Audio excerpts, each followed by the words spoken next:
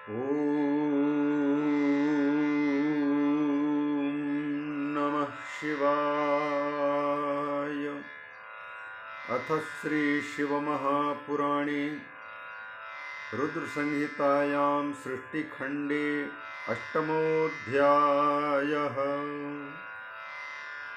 श्री शिव महापुराण के रुद्र संहिता नामक दूसरी संहिता के 5 खंडों में से पहला सृष्टि खंड, उस सृष्टि खंड का 8वां अध्याय प्रारंभ हो रहा है। इस अध्याय में ब्रह्मा और विष्णु को भगवान शिव ने जो अपना शब्दमय विग्रह का दर्शन कराया है उसका वर्णन किया गया है। ब्रह्मा जी के साथ में भगवान विष्णु शिव के शब्द रूपात्मक शब्द ब्रह्मात्मक स्वरूप का दर्शन करते हैं, उसका वर्णन किया जा रहा है। ब्रह्मोवाच एवं तयोर्मुनिश्रेष्ठ दर्शनं काङ्क्षमाणयोः विगर्वयोश्च सुरयोः सदा नौ स्थितयोर्मुने। भगवान शिव के स्वरूप का वर्णन कर रहे हैं ब्रह्मलोक में ब्रह्मा जी नारद जी के सामने, क्योंकि नारद को गर्व हुआ था, अतः उस गर्व को दूर करने के लिए भगवान ब्रह्मा और भगवान विष्णु इन दोनों ने जिस प्रकार से गर्व से मुक्ति प्राप्त की थी, वही बात नारद जी को कह करके गर्व से मुक्त होने की प्रेरणा देना है। इसलिए ब्रह्मा जी विष्णु के साथ में जो विवाद कर रहे थे अपने अपने बड़प्पन को लेकर के, और इस विवाद को शांत करने के लिए भगवान ने अनल स्तंभ ज्योतिर्मय खंभे के रूप में, ज्योतिर्मय स्तंभ के रूप में अपने आप को प्रकट किया। उसको देख करके ऊपर और नीचे का पता लगाने के लिए गए विष्णु भगवान वाराह रूप धारण करके उस अग्निस्तंभ का मूल जानने के लिए नीचे की ओर प्रस्थित हुए, और भगवान ब्रह्मा हंस का रूप धारण करके ऊपर की ओर प्रस्थित हुए, लेकिन ना ब्रह्मा उसकी ऊंचाई का ज्ञान कर पाए और ना ही विष्णु उसके गहराई का पता लगा सके।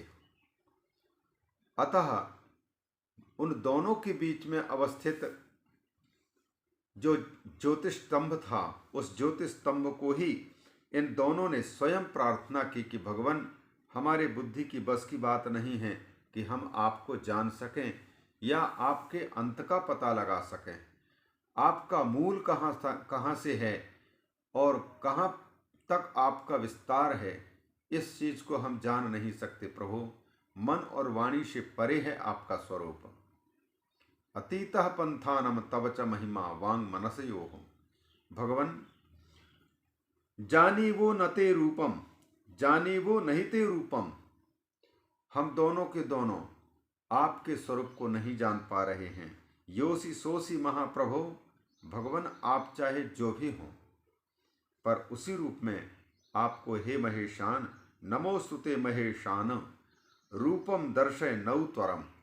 कृपा करके आप हमें अपने स्वरूप का परिचय दीजिए, स्वरूप का दर्शन कराइए। इस प्रकार से प्रार्थना करते हुए जब विष्णु के और ब्रह्मा के शरच्छतान्यासन नमस्कारम प्रकुर्वतो, प्रणाम करते हुए, प्रार्थना करते हुए ब्रह्मा और विष्णु के जब सैकड़ों वर्ष बीत गए, तब आवयोः मुनिशार्दूल मदमास्थितयोस्तदा, तब उनके बीच में जो भगवान उपस्थित होकर के वो दिखाना चाहते हैं उसका वर्णन यहाँ कर रहे हैं, स्वरूप का दर्शन। तो ब्रह्मा जी सुना रहे हैं नारद जी को ये कथानक, अतः अपने ही पूर्व की कथा सुना रहे हैं और विष्णु की पूर्व की कथा सुना रहे हैं। ब्रह्मा जी कहते हैं एवं तयोर मुनिश्रेष्ठ दर्शनम कांक्षमाणयो हो। ब्रह्मा और विष्णु अर्थात मैं और विष्णु इस प्रकार से उन परमात्मा के स्वरूप का दर्शन पाने के लिए बहुत समय तक नमस्कार करते रहे, उन्हीं से प्रार्थना करते रहे। फिर विगर्वयो हो, कुछ समय के बाद उन्हीं की प्रेरणा से भगवान शिव की ही कृपा से वो दोनों अर्थात मैं और ब्रह्मा दोनों का गर्व चूर चूर हुआ उस अनल स्तंभ के माध्यम से ही कि हम व्यर्थ ही हम आपस में झगड़ा कर रहे थे, विवाद कर रहे थे, हम बड़े और हम बड़े, पर हमसे भी बड़े कोई और हैं। देवों के देव महादेव प्रणाम करते रहे। विगर्भयोश्च सुरयो सदा नौ स्थित योर मुने। भगवान शिव आशुतोष कहलाते हैं, किसी की प्रार्थना को निषिद्ध नहीं करते। दयालुरभवच्छंभुर दीनानां प्रतिपालकः। भगवान तो दीनों के प्रतिपालक हैं, दयालु हैं, अत्यंत दयालु, दया संपन्न हो गए, दीनों के प्रतिपालक। गर्विणाम गर्वहर्ता च सर्वेषां प्रभुरव्ययः। जितने भी घमंडी हैं, अभिमानी हैं, गर्वी हैं, उन सभी गर्वियों के गर्व का हरण करते हैं भगवान शिव। तो नारद, तुम्हारे भी गर्व का यदि हरण कर रहे हों तो इसमें कोई आश्चर्य की बात नहीं, क्योंकि गर्व से संपन्न मैं और विष्णु इन दोनों के भी गर्व को उन्होंने दूर किया। गर्विणाम गर्वहर्ता चा सर्वेशाम प्रभु, सब पर शासन करने वाले हैं, वो प्रभु हैं, सर्वसमर्थ हैं। ऐसे भगवान तदा समभवत तत्र नादो वै पंच शब्द लक्षण। भगवान दयालु हैं, दया करके उन्होंने हम दोनों को बहुत कुछ समझाने के लिए उपाय किया। उस समय पर वहां पर शब्द लक्षण नादः समभवत, ऐसा शब्द रूप नाद प्रकट हुआ जो कि ओम ओम इति सुरश्रेष्ठात् सुव्यक्तः प्लुत लक्षण, स्पष्ट रूप से प्लुत स्वर में सुनाई दे रहा था। प्लुत स्वर में अर्थात किसी को पुकारते समय जैसे हम बोलते हैं नारायण केशव, तो इस प्रकार से जो केशव लंबे समय तक उच्चारण करते हैं वो प्लुत उच्चारण कहलाता है। तो ओम, इस प्रकार प्लुत स्वर से ये नाद उनको सुनाई दिया। शब्द लक्षण नादः, ओम ओम ऐसा शब्द रूप नाद प्रकट हुआ। सुव्यक्तः, ये बिल्कुल स्पष्ट था, और प्लुत लक्षण प्लुत स्वर में उच्चरित हुआ था। इसको सुनकर के भगवान विष्णु किमिदम तिथि संचिन्त्य मया तिष्ठन महास्वनः, जोर से प्रकट होने वाले उस शब्द को, महास्वन को देख करके उसके विषय में विष्णु ने कहा कि किमिदम, ये क्या है, ये कहां से आ रहा है। सर्वसुराराध्यो निर्वैरस तुष्ट चेतसा, ऐसा सोचते हुए ये क्या है, ऐसा सोचते हुए देवताओं के भी आराध्य, सर्वसुराराध्य, भगवान विष्णु सर्व देवताओं के भी आराध्य हैं, निर्वैर हैं, वो संतुष्ट चित्त से, प्रसन्न चित्त से इस प्रकार से बोले।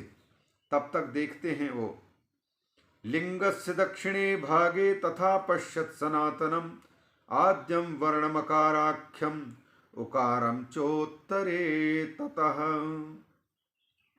उस ज्योतिर्मय शिवलिंग के दक्षिण भाग में देखते हैं कि वर्णों में सबसे प्रारंभिक वर्ण और सनातन वर्ण अकार, आद्यम वर्णम अकाराख्यम, उस शिवलिंग के ज्योतिर्लिंग के दाहिने भाग पर दिखाई दे रहे हैं।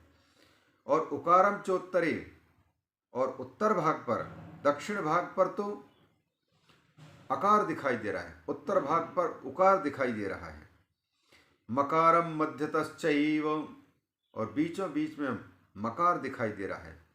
नादम अन्ते चोमिति, और सबसे अंत में नाद ओम यह सुनाई दिया। आ उ म, इन तीनों के साथ साथ एक मिलकर के ओम इति, अंत में यह ओम स्पष्ट हुआ। इसका दर्शन किया। यह जो ओम है वो किस प्रकार से दिखाई दे रहा था। सूर्यमंडलवद दृष्ट्वा वर्णमाद्यम तु दक्षिणे, अब भगवान ब्रह्मा ने देखा और विष्णु ने देखा कि इस शिवलिंग के दक्षिण भाग पर आदि वर्ण है, और यह आदि वर्ण सूर्य मंडल की समान, मंडल की भांति सूर्य का मंडल हो, माने प्रकाशमय जगमगाता हुआ रूप दिख रहा है वो आकार। और जो उत्तर की ओर दिखाई दे रहा था उ, वह उत्तरे पावक प्रख्यम उकारम ऋषि सप्तमो, यह उत्तर की ओर दिखाई देने वाला जो उकार था वह अग्नि के समान, अग्नि मंडल के समान प्रकाशमान दिखाई दे रहा है। शीतांशु मंडल प्रख्यम मकारम तस्य मध्यता, और बीचों बीच में जो मकार दिख रहा था वो लगता था कि चंद्रमंडल है। इस प्रकार से उस शिवलिंग के दक्षिण में उकार आकार, यह आकार दिखाई दे रहा था सूर्य मंडल की तरह, सूर्य की भांति चमकता हुआ। और उत्तर में जो दिख रहा था वो अग्नि के समान चमकता हुआ, अग्नि के समान देदीप्यमान उकार दिख रहा था। और मध्य में जो मकार दिख रहा था वो चंद्रमंडल की भांति, अर्थात सूर्य, अग्नि और चंद्र, सूर्य की 12 कलाएं, अग्नि की 8 कलाएं और चंद्रमा की 16 कलाएं कही जाती हैं। तो ये तीनों मंडल, सूर्य मंडल, अग्निमंडल और चंद्रमंडल, क्रमशः आ उ मा के रूप में दिखाई दिए। मकारम तस्य मध्यता, और इन तीनों के ऊपर में सबसे तस्योपरि तदापस्य शुद्ध स्फटिक सुप्रभम तुरीयातीतमलम निष्कलम निरुपद्रवम, उनके ऊपर में देखते हैं कि एक पर ब्रह्म परमात्मा दिखाई दे रहे हैं। सत्यम आनंदम अमृतम परम ब्रह्म परायणम, अमृत स्वरूप पर ब्रह्म का साक्षात्कार हो रहा है। अमृत स्वरूप अर्थात कभी भी जो विलुप्त नहीं होते हैं। तस्यो परितदा पश्यत शुद्ध स्फटिक सुप्रभम, ये पर ब्रह्म का दर्शन कर रहे हैं तो वो कैसे दिख रहे हैं। शुद्ध स्फटिक सुप्रभम, मानो स्वच्छ निर्मल स्फटिक मणि हो, उनकी आभा वो दिख रही हो उस पर। तुरीयातीतम, ये तुरीयातीत हैं, अमल है, निर्मल है, निष्कल है, इसमें कोई कलाएं नहीं हैं। और निरुपद्रवम, उपद्रव से शांत, निर्द्वंद्व, केवल अकेले, केवलम शून्यम, और शून्य है मतलब शून्यमय है। बाह्याभ्यंतर वर्जितम, न अंदर न बाहर, बाह्य और अभ्यंतर से रहित हैं लेकिन सबके अंतर बाहर है। सबाह्याभ्यंतरे चैव बाह्याभ्यंतर संस्थितम, वही बाह्याभ्यंतर भेद से युक्त भी हैं और बाह्य और आभ्यंतर भेद से रहित भी हैं। जगत के भीतर और बाहर स्वयं ही अवस्थित ये दिखाई दे रहे हैं।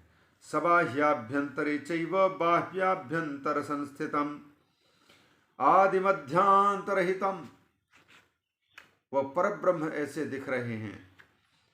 आदि है ना अंत है न मध्य है, आदि मध्यांतरहितम, आनंदस्य आदि कारणम, आनंद के वह प्रथम कारण दिखाई दे रहे हैं, आनंद के आदि कारण।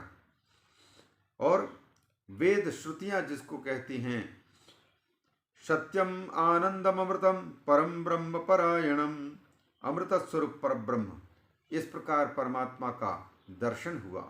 तो सबसे पहले उस शिवलिंग के दक्षिण ओर अकार, उत्तर की ओर उकार और मध्य में मकार, और सबसे ऊपर इन तीनों का मिला जुला हुआ ये सुस्पष्ट शब्द रूपात्मक ओम ऐसा शब्द रूप नाद दिखाई दिया। सबके ऊपर में परब्रह्म परमात्मा है, तो इसका मतलब है यह ओम परमात्मा का वाचक उसके नज़दीक है, भिन्न नहीं है, अलग नहीं है। ओम इत्येका अक्षरम ब्रह्मो व्याहरण माम अनुस्मरण, यह एकाक्षर ओम एक साक्षात ब्रह्म का वाचक है और वाच्य से अभिन्न है। इस प्रकार से उस ज्योतिर्मय शिवलिंग के उत्तर में, दक्षिण में, मध्य में और ऊपर ओंकार के अलग अलग कलाओं का, अलग अलग अवयवों का दर्शन हुआ। इनके साथ साथ में इन सब के ऊपर में इनके अर्थस्वरूप परब्रह्म का दर्शन प्राप्त हुआ।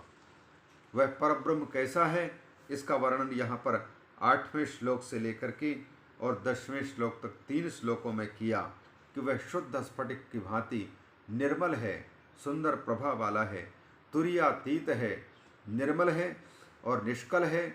उसके साथ निरुपद्रव आदि शब्दों की व्याख्यान में तो बहुत विस्तार हो जाएगा।